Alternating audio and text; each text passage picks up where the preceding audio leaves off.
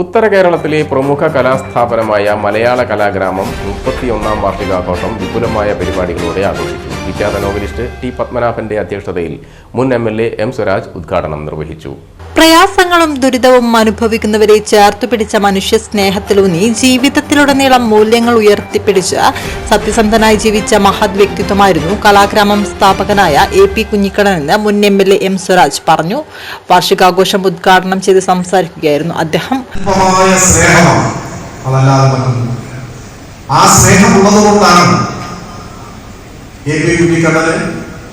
എന്റെ സങ്കല്പത്തിലെ യഥാർത്ഥ ഹ്യൂമനിസ്റ്റ് എന്ന് M ഗോവിന്ദന് വിശേഷിപ്പിക്കാൻ കഴിയും.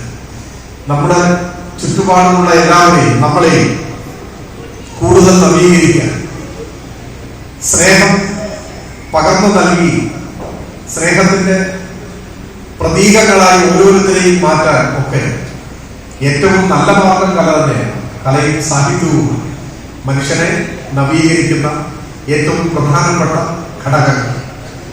കലാസാഹിത്യാവിഷ്കാരങ്ങളുടെ ധർമ്മത്തെ സംബന്ധിച്ചൊക്കെ വലിയ തർക്കങ്ങൾ ലോകത്തിലെമ്പാട് നടന്നു. സാഹിത്യരചനയുടെ ലക്ഷ്യം കലയ്ക്ക് വേണ്ടിയോ എന്നൊക്കെയുള്ള ചോദ്യം ഇത് തർക്കവിതർക്കങ്ങൾക്കും ചർച്ചകൾക്കും ഒരുപാട് വിഷയമായിട്ടുള്ളതാണ്. അതിൽ തീർപ്പ് കൽപ്പിക്കാൻ ഞാൻ ആളല്ല, അതിന് പരിശ്രമിക്കുന്നുമില്ല. ഓരോരുത്തർക്കും അവരവരുടേതായ വീക്ഷണങ്ങൾ ആ കാര്യത്തിലെല്ലാം ഉണ്ടാകും. പക്ഷെ ഒന്നും ഉറപ്പാണ്, എല്ലാ കലാസാഹിത്യാവിഷ്കാരങ്ങളും മനുഷ്യരോട് മാത്രമല്ല സകല ജീവജാലങ്ങളോടും സ്നേഹവും കരുതലുമുള്ള വ്യക്തിയാണ് ഹ്യൂമനിസ്റ്റ് എന്നും സ്വരാജ് പറഞ്ഞു. M ഗോവിന്ദനെ ഹ്യൂമനിസ്റ്റ് എന്ന് വിശേഷിപ്പിച്ചത് AP കുഞ്ഞിക്കണ്ണനായിരുന്നു. കലയും സാഹിത്യവും സംഗീതവും മനുഷ്യനെ സ്വാധീനിക്കുന്നുണ്ട്. മനുഷ്യനിൽ മാറ്റമുണ്ടാക്കാൻ കഴിയുന്നതായിരിക്കണം കലയും സാഹിത്യവും.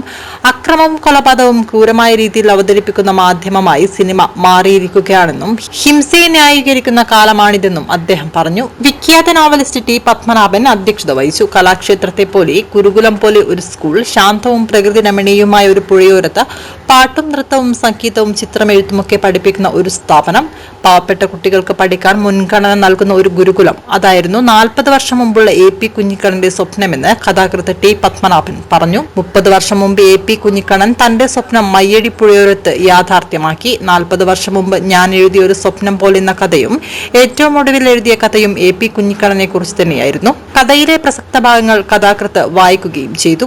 കലാഗ്രാമ managing trustee doctor AP Sreedharan, നാടൻ കലാഗവേഷകൻ KK മാരാർ, വന്യജീവി ഫോട്ടോഗ്രാഫർ അസീസ് മാഹി എന്നിവർ പ്രസംഗിച്ചു. ചിത്രശില്പ പ്രദർശനവും കലാഗ്രാമം വിദ്യാർത്ഥികളുടെ സംഗീതാമൃതം, വാദ്യവൃന്ദം, നാദസംഗീതം, നൃത്തനൃത്യങ്ങൾ തുടങ്ങിയ പരിപാടികളും അരങ്ങേറി.